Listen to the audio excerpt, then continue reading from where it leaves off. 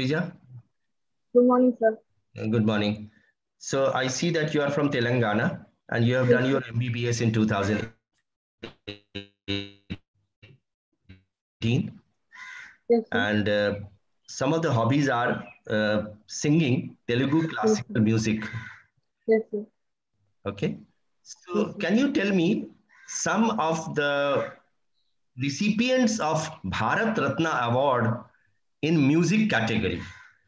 You know, So, those yes, people who have been, yeah, sir, some of the names, one or two names who have got yes, Bharat sir. Ratna. It is one MS Subbalakshmi and the other one is Pandit Bhimsen Joshi from Got MS Subbalakshmi. Yes, sir. Yeah. Any others who have received no Bharat Ratna? Uh, sir, if I'm not wrong, Pandit Bhimsen Joshi and yes, Yes. sir. Right now I could remember this. And anyone in the Bollywood music, a very famous singer. Oh, Lata Mangeshkar. Yeah, Lata Mangeshkar. Okay. Now let me ask you this thing that you know what are the main causes for criminalization of politics in India, and why the situation is not the same in other countries, in the Western countries. So, what do you think is the reason why it happens in India? Sir, I think it is one choosing the leaders. The kind of politics we are into, it is based on the muscle and money power Mhm. that indirectly entertains the criminals or people with such strong backgrounds to be chosen as one to participate in the politics to gain the support as well as to get access to the funds they need in order to be victorious in politics. I think this is one of the major reasons. And the second thing, sir, I think it is also a kind of a failure on part of us as a society not recognizing it as a grave concern.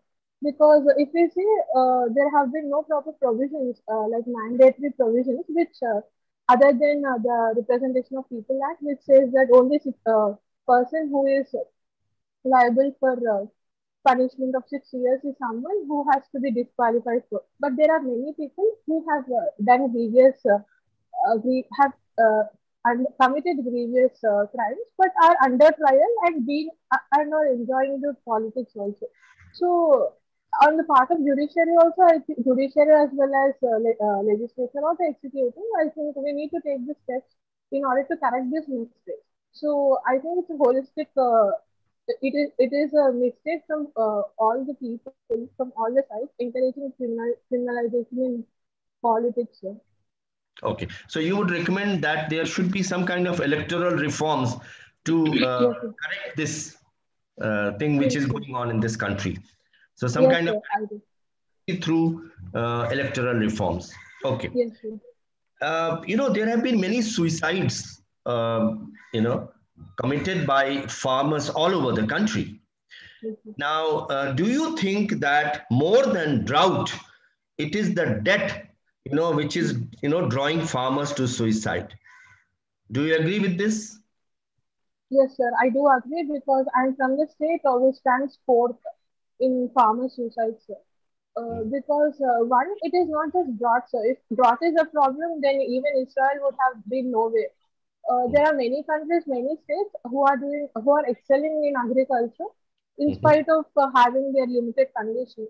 I think the kind of awareness or the science, we never consider agriculture as something where scientific knowledge has to be running, or we never considered expert advice for farmers. This is one of the major reasons that I think we left the agriculture just to the farmers and started depending upon them on the kind of crops they are doing. And this is one of the reasons they are going for access of credits on their crops which are not viable. And this is resulting in a vicious cycle, landing them in debts and then going and opting for suicide. So, so I think the major reason is the debt, but this debt is something which is a result of farmers. farmers as well as the government or administration not identifying that agriculture is also something where scientific knowledge has to penetrate. Okay. Okay, let me ask another question. Okay. Who is your role model in India, in Indian politics, and why? Yeah. So, one person who always comes to my mind is Lal Bahadur Shastri ji. Okay. He was one person who was, from what I have read about him, it was said that he was someone who was considered as a person who cannot make decisions. But the answer which Lal Bahadur Shastri ji has given is a person has to be known by the deeds he do, the deeds he have, and the actions he do. He must not express it. There shouldn't be a need to express it. When we consider the whole history of post-independent India, I think the role Shastriji has played in the years of being a prime minister was most crucial, sir. When there was famine, he could even control the war conditions in 1965. I think that's a big victory of him as a leader. So I think Lal Bahadur Shastriji is my role model for that consideration. Since you have talked about Lal Bahadur Shastri, what was that particular incident which made him so, famous and renowned? One accountability principle which he, agreed to, which he went by that. What was that incident So where there he? are many incidents. So there are many instances. I think one is when he's before asking the nation to stop eating a meal to serve the needy, he had tested it in his family. If at all his children could bear that hunger, and then he announced the same thing in the whole nation to be implemented to face the famine we were facing. That is one thing I could recall Okay. right now. Another thing which you may keep in mind, since if you are going to give this particular answer about Lal Bahadur Shastri, Yes. when he was a railway minister, then there was an accident which took place, a railway accident, and he was not the driver, but he took upon himself the responsibility to resign. So that was one of the greatest, accountability, which he displayed, as a leader. So that was another thing. Thank you, sir. Yeah. Thank you, sir. Okay. So last question. Yes. Psychologists have come out with many quotients which are important for we human beings. And one quotient is the IQ. Now, can you name some other quotients besides IQ which are necessary for the building up of we human beings? Sir, apart from intelligence quotient, I think emotional quotient is one of the biggest things, sir. Mhm. Because it makes us to interact with the people in a way controlling our emotions, which is the most difficult thing, I think. And the other thing is also, if at all we think in the same lines, I think the kind of knowledge we have towards the society also societal issue. I would say it as a societal question. How far do you know the society in which you are residing? How far do you have a knowledge of the issues which are underrunning? For example, we think organ trade is something which is very wrong and it should be banned holistically. But this ban is making the most vulnerable to be covered under the blanket of that and making them face the problems of organ trade. So this is one of the other important things I do consider as Okay, important. okay, yeah, absolutely well explained. But there are several other questions also. Just to keep in mind, one is called adversity quotient. Mhm. Adversity quotient, how to deal in adverse circumstances. Then there is a spiritual quotient, and there is a Mhm. social quotient, and there is a creative quotient. Now, how in the COVID-19, how it has given us an opportunity to improve our quotients? Can you just throw some light on that? One or two questions which you have been able to improve during COVID times. Yes, sir. The biggest thing I could improve as a person was emotional quotient, sir. Okay. Because I have been engaging with one of the NGO taking the taking the telemedicine calls from the COVID positive patients. So the biggest thing I have understood is their the thing which was taking a toll of them was the kind of isolation they were into for 14 days, which needs help of a trusted advice. So this was one of the things which has increased in me as a person, sir. And the other thing is also spiritual quotient, sir, because we at times when there is no hope try to seek the connection of we as a human to the universe. So this has been reflected in me by me starting meditation during this pandemic last year. So these two things personally I have improved myself. I can say. Okay, thank you, Srija. Dagur Saab. Thank you so much. Srija, Yes, sir. why you Good want to morning, sir. get this profession, medical, which is very, very good profession, and want to join civil service? Sir, yes, sir. MBBS was not a random choice, like many students say, but it was a bit out of passion for sciences, which I have opted for, sir. And I have always worked hard during my graduation also to be a good doctor. But then there happened an incident with me during my second year, sir, because of which I had to change my decision and opt for the civil services. Yeah, tell me. So that incident was when I had to admit my father in the same hospital in which I was getting my education. That was a government hospital, sir. Then I have found that being a medical student, the things which I was observing was something different from being a patient attendant. There were certain kind of petty bribes, petty corruptions, and at times the incident where the patient's dignity was at stake, which has moved me as a person. And when explored deep within, I have understood that this is something which is present in every sector, sir. When it is right of a person to get the service from the government to which he or she is mandated for, it is also the duty of the government to provide the same service with dignity. So this is something which I found was lacking in our system. So instead of finding fault, I thought I should be part of the change. Who was the person who was taking bribe? Sir, bribe, the persons who were carrying the wheelchairs, I don't consider them as someone who are exactly doing a crime, a big crime. Sir.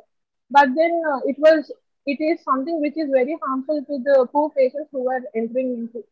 To move a wheelchair from one room to the other room, they charge it for when it has to be free.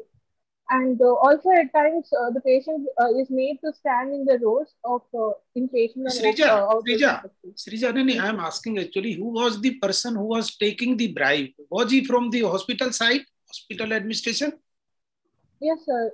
He was part of the staff of the hospital administration. Then a superintendent of the hospital is the authority actually which can work more effectively to stop actually this kind of system, rather than actually a third party civil, you see, servant sitting in, say, district headquarters. Would it not be very difficult for the collector to stop it? Yes, sir. I do agree. Responsible superintendent could have stopped the menace. But the thing is, the lack of resources and the kind of demand we have. Sir. That is something which the superintendent cannot control. It is in the society that this corruption as a trend has developed and we have accepted it. For that, a single superintendent can't do any kind of change. Tell me how we can stop corruption. What are the tools? How we can stop it? Generally speaking, when talked about corruption, when we broad ways, I think we can use the technology's help. Sir, I was talking about the wheelchairs and all. So why can't we keep CCTV cameras at places to identify such kind of menaces at times, and then this would in turn increase the deterrence in the people. And second thing, sir, it is also increasing the number of resources people have. Kind of citizens, when we talk about citizen charter, it is just ignored as a simple document. But that also makes the patient aware of the kind of rights he has. He can demand the person further services by having a knowledge of what kind of services he can get. Srija, okay. Tell me actually what is the institutional mechanism to check the corruption in India? What is the institutional mechanism? So the institutional mechanisms are various. One, the Central Revision Commission, the Lokpal and Lokayukta. Uh, is that so? Is that what you are referring to, sir? Or, Yeah. under the Prevention of Corruption Act, the CBI, all these institutions are allotted to work upon the corruption which the officers get to do. What can be RTI's role in this? So RTI's role is one, creating a culture of openness within the system and getting the kind of information the citizen wants for. So in that way, it creates a kind of ecosystem which encourages openness. So that can be something which decreases the opaqueness with in regards to corruption where it grows and flourishes. So So tell I me think what is proactive disclosures under RTI? Proactive disclosures, I think, sir, if I'm not wrong, is one where the institutions are asked to display the information they possess in the portals or their website so that the minutes of RTA which has been created. Okay, good. Srija, can be my second question is, your hobby is diary writing. Yes, sir. So can you actually recollect some well-known actually diaries? Yes, one is Anne Frank's diary, sir. Yeah. One I could recall. What is this Anne Frank's diary? What Sir, she has written? Sir, she was one who was present in Germany where she was made to stay within the detention center. Where, why? What was the reason? She was a Jew, sir. Yeah. She was a Jew. So under Hitler's rule, she was made to stay in the detention center. Right from the teenage, she had started writing the diary, recording all the kind of activities which were happening in her life, all the petty as well as important issues. She started writing. When it was published? Sir, sorry, sir, I'm not aware. It was published during her lifetime or after that? Sorry, sir, I'm not aware. So to whom actually she addresses? I mean, when she writes, actually, to whom she addresses?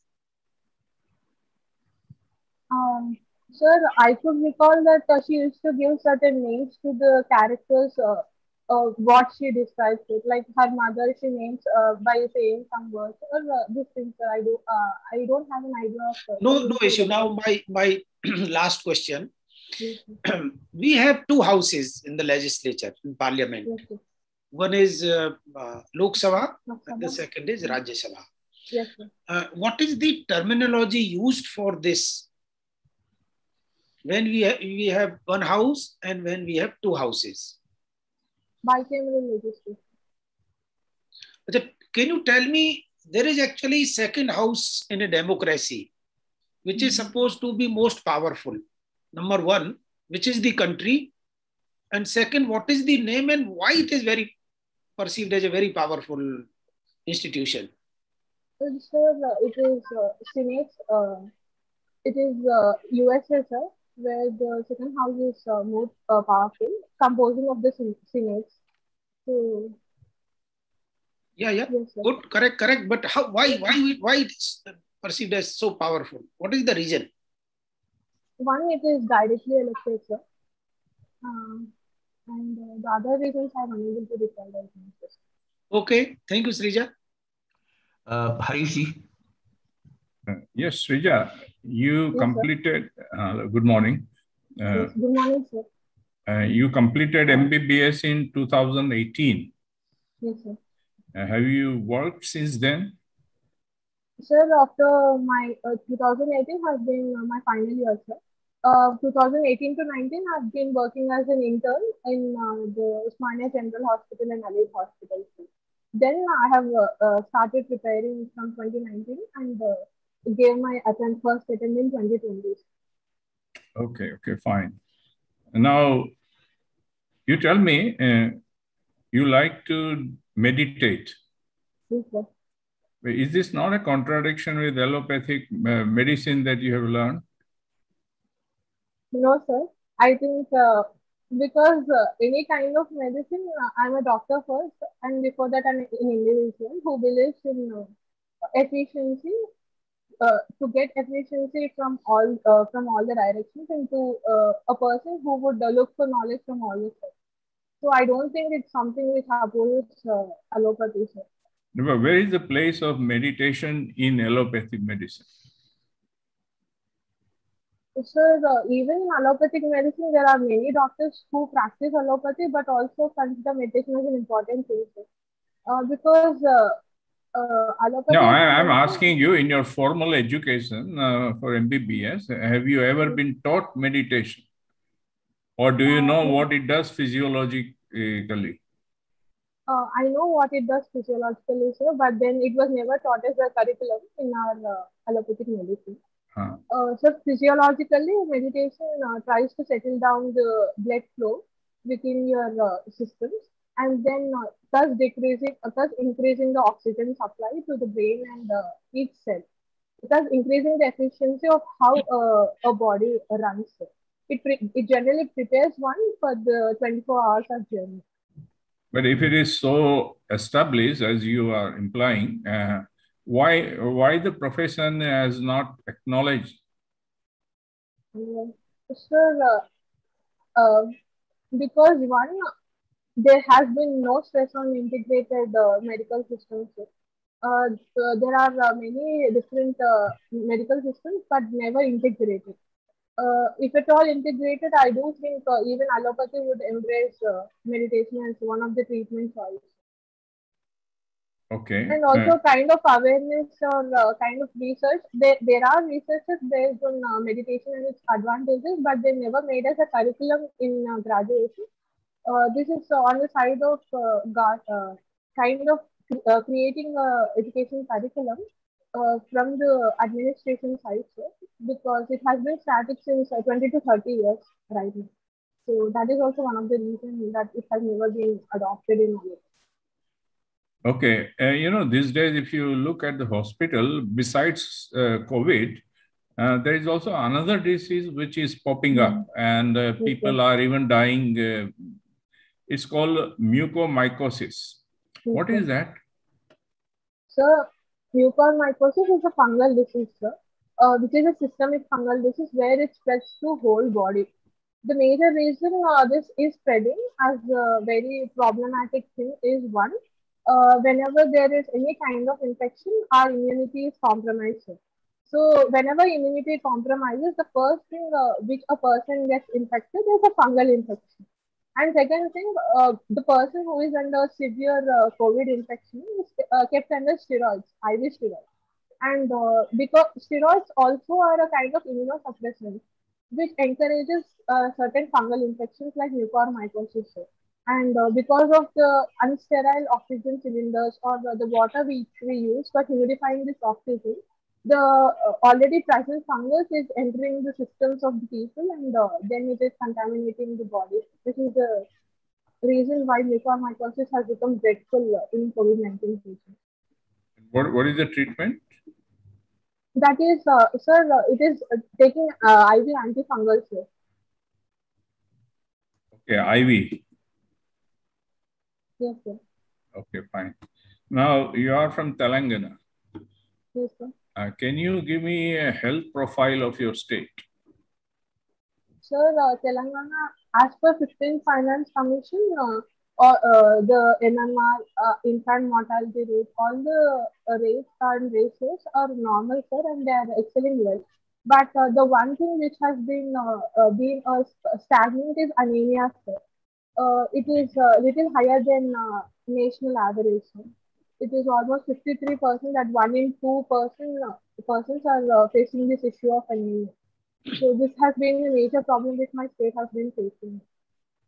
Any particular cancer that is highly prevalent there? Sir, I think, sorry, sir, I exactly don't know.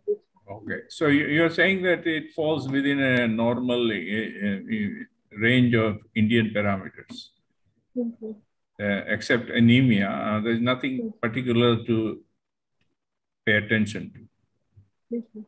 Okay, now suppose you are Minister of Women and Child Development in the center. What will be the challenge and issues that you will be facing? Sir, if at all I'm minister at the central level, then the challenges could be one, first human resources, sir, because we lack the staff, not just doctors, but also the paramedical staff and Anganwadi workers and ASHA workers. And the second thing, the issue of funds. The kind of diverse population we are into, the kind of taboos we have, I think it is behavioral change which needs behavioral change which needs quite important. Sir. So, in bringing the change in the behavior of the people, engaging the groups is also one. The second most important as well as the biggest hindrance which I could face. Funds, I can even work with international. Yeah, but these are the issues with health ministry that you are saying. I'm talking about women and child development. Sir, women and child development also embraces the nutritional aspects. In that sense, I was referring to them too. And other things, sir, I can say about safety issues which the women faces. So, allotting, it is said that the Nirbhaya funds are allotted but less utilized. So, making it a point that the states utilize them could also be my the third important reason. So, okay, my final question. You are writing diary. Yes, sir. Tell us some significant things that you have written in last month or so. Sir, I can't disclose my personal things, sir. But is the diary only a personal thing? I thought diary would have also a general observation, your own comments on this. Yes, at least the topic. I don't want your personal views, but what are the topics which goes into your diary? So the topics have been one, the COVID-19 situation as a pandemic. And second thing, the kind of calls I was getting recently after getting engaged with the NGO. These two have been the two important things which I've noted recently. Now about COVID, what could be a personal thing? I don't understand where is the privacy issue when you think about COVID. Sir, it is because as how we perceive COVID-19, sir. Because it is said that COVID-19 is like it has become a surge and it is referred to as a rocket. We quite now and then hear calls from our close ones that they are infected with it and someone is dying here and so this issues was something which was taking a toll on the mental health aspect of the people. So that were some things which I was writing about. Okay, fine. Thank you. Vipulji. There has been a lot of talk about corruption with Tagore sir. Can you define me what is corruption? So corruption is something when a person illegitimately tries to take an advantage of the kind of authority or power he has or the kind of duty he is into. I interpret corruption as something in that form. So can corruption happen only in public offices or private offices, or it can happen in our home also? So it can happen anywhere. As far as greed is a point, I think it can happen anywhere. Okay. So since you are into listening classical Telugu, can you tell me what is the classical language? So classical language is one which is backed by the literatures which have been ancient. And second thing, there has been no connection with the modern languages. And third thing, there are some established writers who have embraced this language. Yes, sir. Okay, can you give some example of classical languages of India? Sir, Sanskrit, Kannada, Tamil, Malayalam, Telugu. These are a few languages. Okay, okay. So you have won award in debating also. So I'll give you a topic and you debate for and against the topic. So topic is a vaccine is useful in fighting COVID in India. Okay. Sure. Yes, sir. First, I would take the points that yes, sir, it is better that no some vaccine is better than no vaccine is one point, sir. And second thing, it is said that there are many adverse effects with this vaccine, but the kind of risk no without vaccine someone is going to face is quite huge when compared to the vaccine. And scientifically speaking, vaccine also decreases the incubation period which a vaccinated person has. Like if a person who is not vaccinated takes a incubation period for about 5 to 7 days. That is the time where he can spread to other persons. A vaccinated person can limit it to just 2 or 3 days. This indirectly shows that almost twice the number of people can be saved from getting contacted with COVID infections. So this would be my points for four, and my points for against would be one. The major thing which any kind of patient or any kind of recipient wants is trust. So for the trust, we need transparent disclosure of how a research runs and its trials and efficacies are.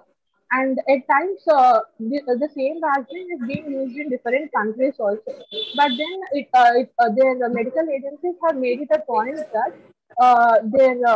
they disclose their trial results. For example, when we consider the AstraZeneca case, the European Medical Agency has immediately released out a medical journal saying that yes, AstraZeneca do causes blood clot, but that is between 18 to 45 years of age. So better you don't this age group doesn't go for this unless until you don't have another alternative.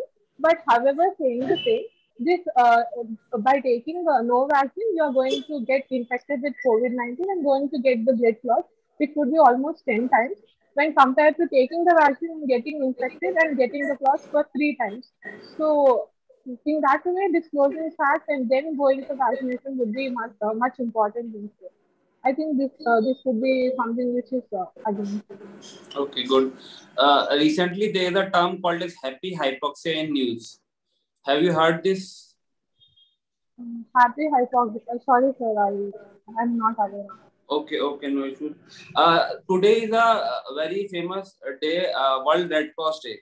So, can you tell me the contribution of International Red Cross Society? So the contribution is one exchanging of resources, both human as well as financial resources. And the other thing, being a voluntary organization, their efforts were something which, as a civil society, at many instances have been embraced upon. And the third, yes, sir, I think these 2 points I could. Okay, fine. Physicians are generally swear the Hippocratic Oath. What is the significance of this oath? Have you heard of Hippocratic Oath? Yes, sir, I have heard of it and I have taken it also. Okay, Post yes. my graduation. So significance is one, it is a kind of custom we are into where doctors post their completing the graduation are asked to take it. It's the meaning of this Hippocratic Oath when put short is saying that patient is first to a doctor and he has always have to take care of the patient first and put his complete uh, put his complete responsibility and trust within the patient to secure him. This is something which it means. Okay. Can you tell me what is the role of T cells and B cells in the body? Okay. Sir, the T cells and B cells are the immune cells, sir. B cell is one where it generates antibodies. Uh, Antibodies, sir. And the T cell is one, there are different kinds of T cells, sir. Cytotoxic T cells, memory T cells, regulatory T cells. So cytotoxic T cells generally attack the virus per se.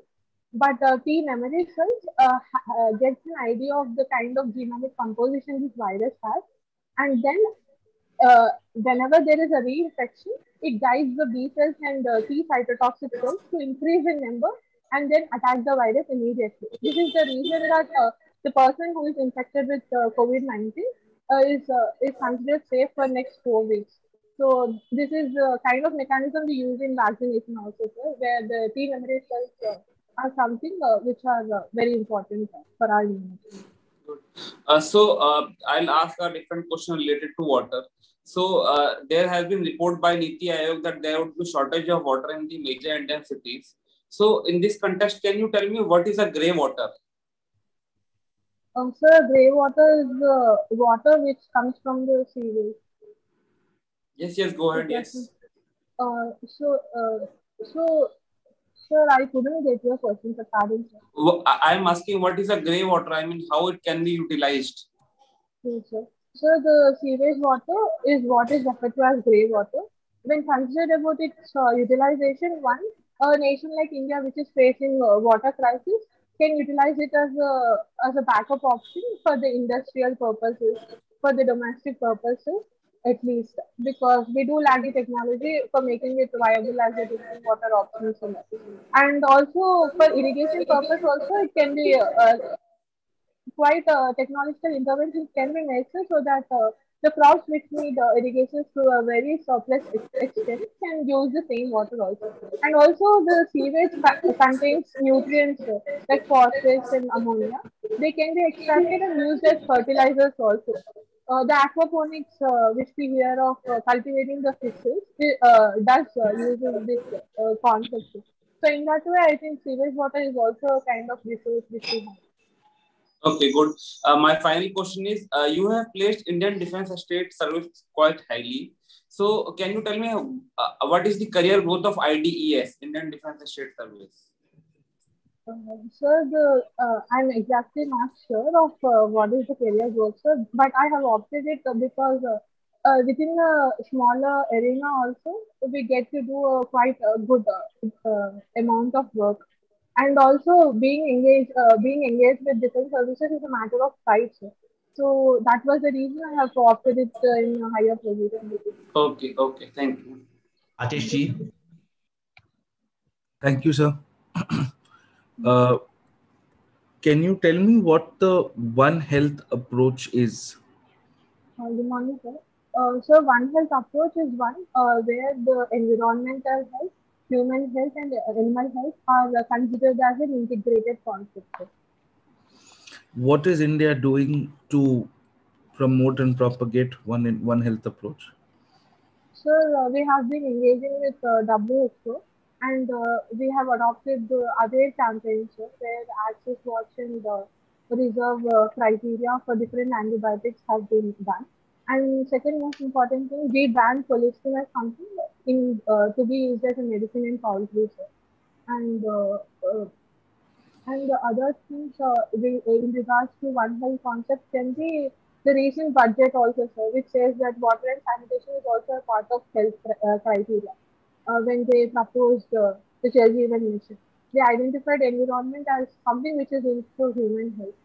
And yes, sir, in this way, I do think we are making our steps towards something. Okay. Now, you're aware that health is in the state list. Do you think we would have managed the pandemic better if health was in the concurrent list? Sir, if health was in the concurrent list, that gives powers for both the governments to do things.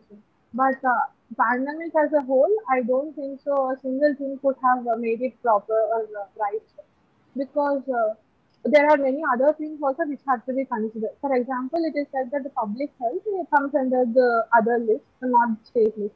There are also the things of medical colleges, medical institutions, the terms which are present for hospitals and the regulatory institutions are something which are present in other lists also.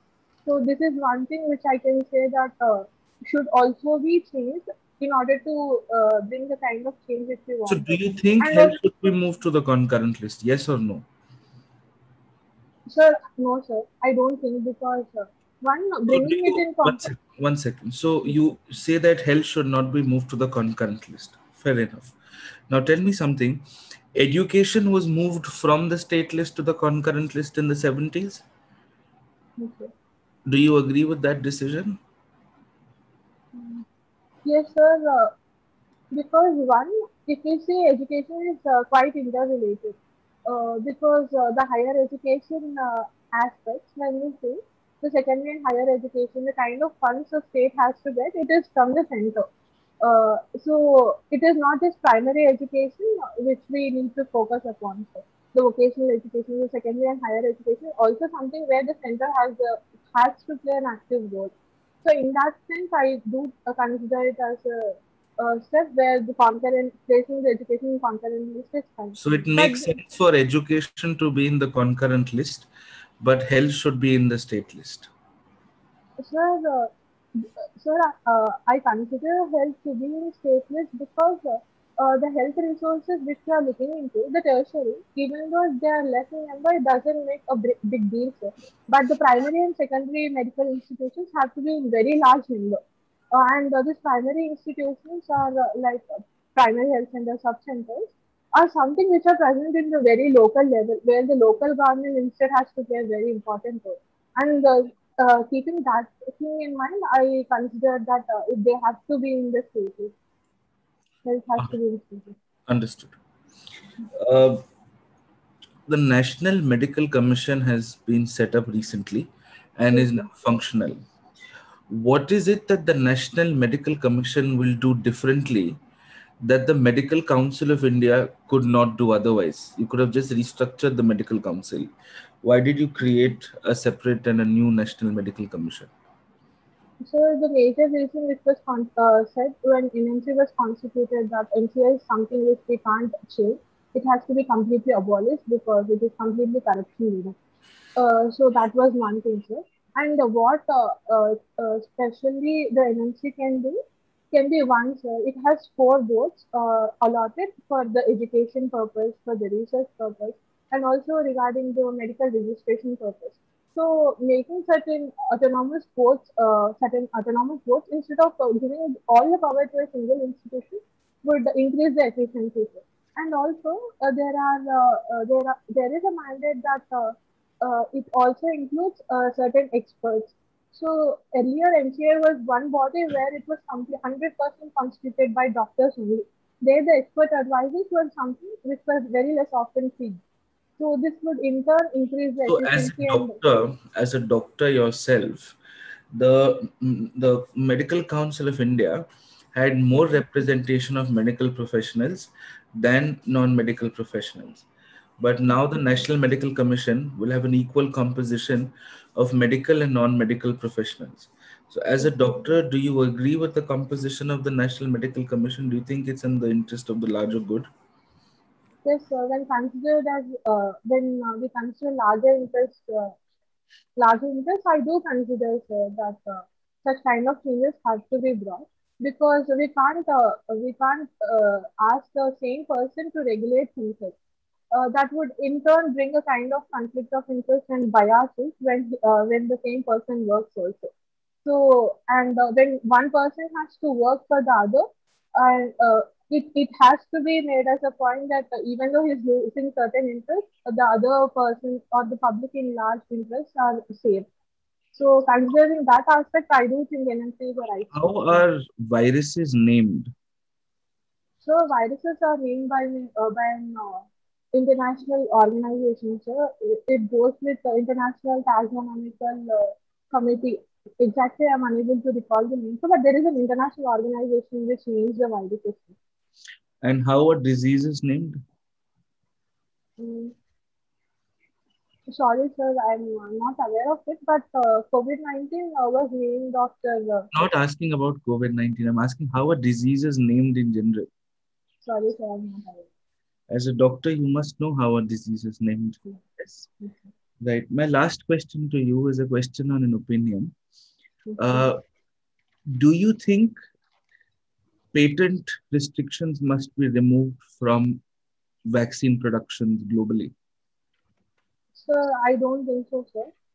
Because once, sir, it has been said that removing the patents itself is not the wholesome solution. There are many other things also. Like the vaccine consists of many other chemicals. it also involves many other processes where these chemicals have to be produced, which are not scientific, which involves the manufacturing processes also. So these things comes under the Trade Secrets Act. So even they need to be amended, or they need to be they need to be accessed in order to make the vaccine more efficacious. One And of the second, things we could do is first remove patent restrictions and then provide for facilitation of everything else. I understand removal of a patent will not necessarily lead to a higher supply of vaccines, but isn't that one of the most basic things we should do as a country and as a world as a whole? yes, sir, that can be one, but there are other options also, sir. Why can't we go for patent pooling? Uh, we can even, when there are alternatives which can take the equal place, I think going for patent pooling is also one right step, sir. Because if we see, the virus is also going to emerge. It is not just this variant which is going to stay. So because even the this virus restrictions. because the virus is going to mutate over a long period of time, and it is going to take us at least 2023 to 2024 to vaccinate the entire global population. What incentives do pharmaceutical companies have to continue cutting edge research into developing vaccines that work? Um, You sir, yourself said that the mutant is going to mutate in multiple forms. yes, sir. Sir, the same reason, sir, because the mutant is going to change periodically, the such kind of steps when we take, like a removing of the IPRs, is disincentivize these companies for going for researchers What further. what do you mean? What do you understand by compulsory licensing? So compulsory licensing is one where we pay royalty as well as bonus to the specific company and buy their intellectual properties, so that they can be manufactured by other companies, thus decreasing Who's the we? price of the When product. we say we buy, who's we? It is garments. Okay. And the owner of the patent necessarily gets paid in the regime of compulsory licensing. Sir, as far as I remember, yes, sir. I think the company is paid. Under what Indian law is compulsory licensing provided for? Sorry, sir, I'm unable to recall The Patents Act. it. Thank you. Okay. Okay. So Srija, before we take you to the waiting room, let me just ask you a final thing. There is a lot of debate going on in the world regarding something which is called euthanasia. Yes, sir. Now, what do you mean by euthanasia? And do you think it is correct ethically or otherwise? And can you name some of the country where euthanasia is legalized? Uh, Euthanasia, sir, is a method where we give euthanasia is something where we give a patient the chance to choose his death, sir. It is of two types, active as well as passive euthanasia, where we actively remove the kind of support system a person is given with, and we injecting some kind of poison to the ill patient so that he takes his death faster. Passive is just removing of the life support mechanisms. And sir, regarding whether I support the euthanasia or not, sir, whenever we think of imposing euthanasia or adopting euthanasia, I do think we need also other steps, like skilled medical professionals to decide whether this is something which we can opt for in a particular case. We need proper protocols also in place so that this doesn't become very rampant in a nation like India, where the regulatory control is very poor. So I think there should be an ecosystem which has to be created initially, and then opting for euthanasia can be a viable option. Which countries have legalized it? Can you name one or two countries? Sir, it is the European nations which have legalized. Exactly, I'm unable to recall this. Okay. Thank you, Srija. Yes. So, Dagarji? C is good. There are, you see, few suggestions. One is I am not able to understand whether there is problem in her laptop or mobile. The eye-to-eye contact is not there, it is missing. So we have to ask her actually whether it is because of, the position of the laptop or it is her style. If she is avoiding, then I think we should ask her to have eye-to-eye contact. That is number one. Number two is she is able to answer most of the questions, but when there are supplementaries, when there are counter questions, she is not taking benefit of opportunity which comes her way. For example, when the question was asked about the diary, her hobby, in fact, it is not just to know who wrote and what is the name. It is something actually we want to know more about the hobby. And even when Harishji asked, she was given an opportunity that what is there in diary. She should have grabbed this opportunity that the diaries are about hopes, aspirations. You see the dreams, the disappointments, and that would have been a more effective way. And she should have shared actually the part of her diary, if at all she is writing diaries, which is not affecting the privacy. Even in all the diaries, there is a huge part which can be shared. And it is shared actually. The diary is written just not for yourself, but someday it will be published. So that is number two.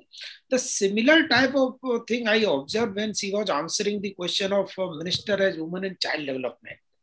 Now, as Minister, your job is actually to legislate, to understand the problem, to see the budgetary allocations, to coordinate in a federal structure, and face the challenges coming from social media, from the civil society organizations, from women's organizations. So the role of minister is different from a civil servant. So she was not able to take benefit of that opportunity. These three suggestions. Okay, thank you. Harishji? Yeah, I think she is good, especially in medical topics. But other than medical, as Dagur sir said, Department, Ministry of Women and Child Development, etc. She was not, she was just basic playing around, where no depth was coming out in those things. So, and she is fresh. She's just completed MBBS and doesn't have much other exposure. I think she needs to work. But her delivery and all are fine, except what Dagur sir said, no eye contact. She is able to speak well. Okay, thank you. So, Vipulji? I think, sir, Dagur sir and Harish sir have summed up all the important points, especially about the eye contact she needs to be told. Otherwise, she is good in her field. She has good depth about her field in medical line. So that is fine. Some other questions also she answered well. Debate was also okay.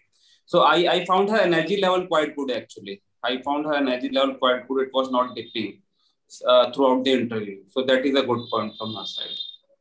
Okay, thank you. Atishji? Sir, thank you. Sir, I just have a few observations to make. So one, when Dagur sir asked her to justify why she wants to pursue a career in civil services when she comes from the medical fraternity, she got very defensive in that moment, and she said medicine was not a random choice. We are not questioning her decision to choose medicine. So the way she could answer a question like that, she could be a little more positive in her approach. I think she gets a little defensive whenever she's pushed into a corner, whether it is Dagur sir's question on why medicine was chosen, or whether it is Harish sir's question on, what is in your diary, and then she says, it's personal, I can't tell you. Obviously, the board is not going to ask you what your personal issues are. They're going to ask you what you largely think of things. So she gets very defensive whenever she's pushed into a corner. Second, sir, I do believe in some places she's very casual in the way she constructs her answers. We're not asking her to use flowery English. but we're asking her to use very, very crisp, short, and very, very conversationally formal English, which I think is a problem with her. So I think she's trying to have a friendly, like a very, very casual conversation with the board sometimes. I think she could be a little more clear with that, sir. I think that's my second observation, sir. And sir, my third observation is her technical knowledge about medicine is great, but her knowledge on the policy issues around medicine is shallow. I think that is something she could largely work on. As a doctor, she knows her stuff. She's an MBBS graduate. When Vipul sir asked her technical questions, when everybody else asked her technical questions, she was great. But for example, when I asked her, do you think we are treating health as a policy right in this country? She was a little worried on those counts. I do believe, sir, the larger policy issues on health, which is something would be expected of her as a specialist who's now becoming a generalist to the channels of bureaucracy, she should, display a little more clarity on that front, sir. Those are my three observations, sir. Thank you, sir. Thank you. It's 11 o'clock.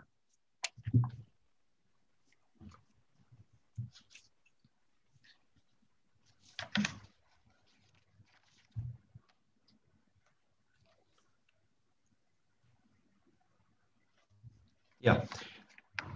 Okay, Srija. Okay, Srija. So let me ask you, the last about 30 to 35 minutes of interaction that we have shared together. What is your view, and how do you assess yourself, or how do you see yourself as having performed during this personality test or mock interview? So yeah, I could have been more articulate and clear in my concepts. I felt so. And at times I was taking extreme points also, leading to further questions. This was something which I felt. Okay. Okay. So Srija, let me add some of the things. First of all, let me say that you are very good. You are articulate, and your knowledge about the core subject, that is medicine, that is also very good. There is no doubt about it. And understandably, since you have just come out of MBBS recently, so naturally, you may not be having the whole picture, the big picture about many aspects other than your own subject. But then you see in such kind of personality tests, there are people sitting from different walks of life, and they are experts, and they have seen almost 35 to 40 years of service. So all kind of questions may arise. So one thing which I would like to particularly mention here is that besides knowledge, how you present that knowledge is also important, because ultimately what it reaches the other side of the table, that is more relevant. So you have the knowledge, but the way you need to present it, perhaps one particular thing which we noticed, if you could throw some light on that. Why is it that you are not able to maintain eye contact? Is it because of the level of the laptop which you have kept, or is it a general thing which you do that you try to evade eye contact? Is it? No, sir. No. I think it is because of laptop. Where I couldn't see the camera, I was looking at the face. Okay. Okay, understandably, it was that, because the proper communication skills, and they are very important in this, because 50% of what you are going to tell there will be through verbal channels, the answers which you give, but the other 50% will be basically non-verbal channels, and that will include your eye contact with the person who is asking the question, scanning the entire board from left to right periodically. That is the second thing. Third is modulation in your voice. It can't be insipid. It can't be, of the same pitch. You have to modulate your voice depending upon as the situation may be. And then, of course, your face should be very, very friendly, and in between you should smile also. So it should not be a kind of a poker face. So that these are some of the non-verbal challenges, your body language and all those things. So you need to probably, since you have said that it is because of the laptop, so we understand. So just maintain those things, eye contact and scanning and, modulation. and pauses. You need to have pauses. And some of the answers which you were giving, no doubt, were good, but they were sort of lengthened, you see, slightly lengthened. So what happens is that if there is too much length, then sometimes there may be a possibility. I'm saying there may be a possibility for the panelist to cut you in between.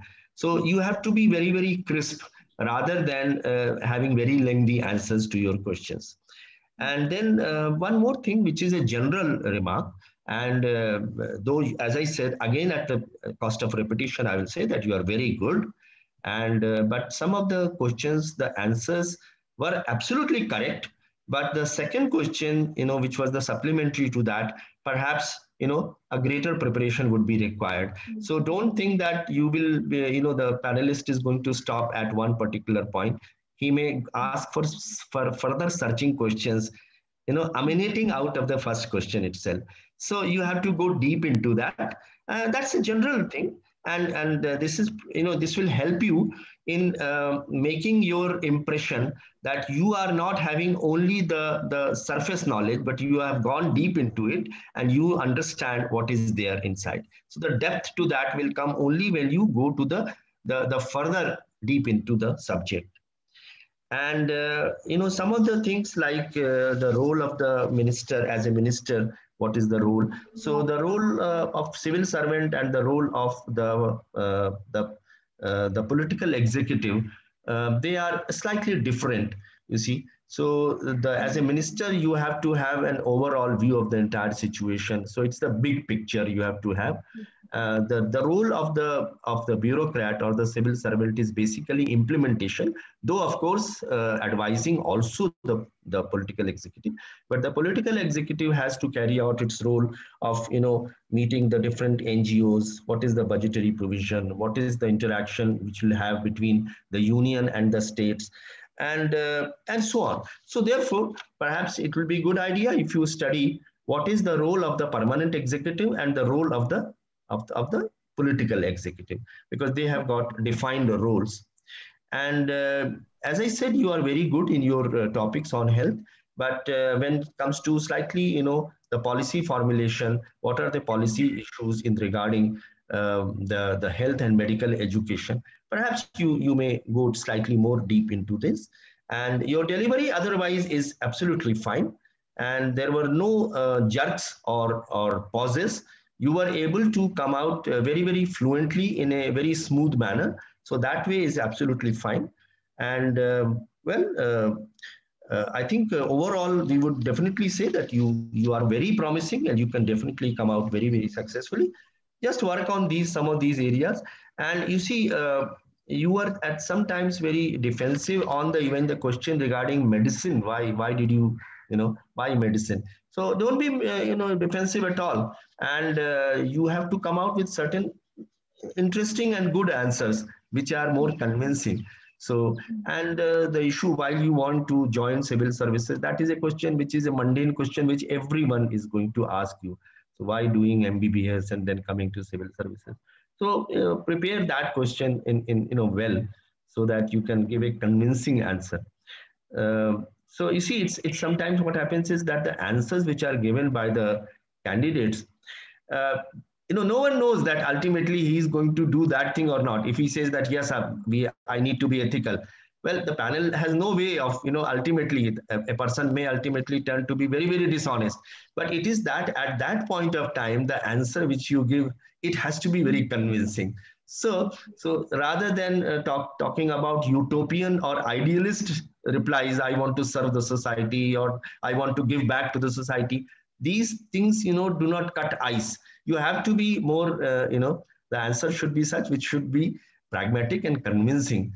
And so overall, I would say you are very good. But if you have any particular question to ask from us, you may come out with that.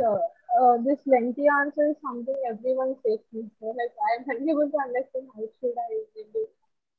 Yeah, you see, there has to be somewhere you have to stop, because you see, you will be given only about 25 minutes, 20 to 25 minutes. That is the average time given to each candidate. and you have to come out with the best out of you. So if you start concentrating only on one answer, so the result will be that perhaps the other facets of your personality will not be judged there. So therefore, it should be crisp, and rather than giving lengthy answers, because they will eat away your time a lot. And whereas I would like, for example, your hobbies, etc., the vocal music, that is also an important area where people will ask questions. And then when you talked about the diaries, you said that the contents of the diaries being private, you would not like to disclose. Now you see, whereas there are two types of contents. One is, yes, which you would not like to disclose, which are privy to you only, but there may be some general things also.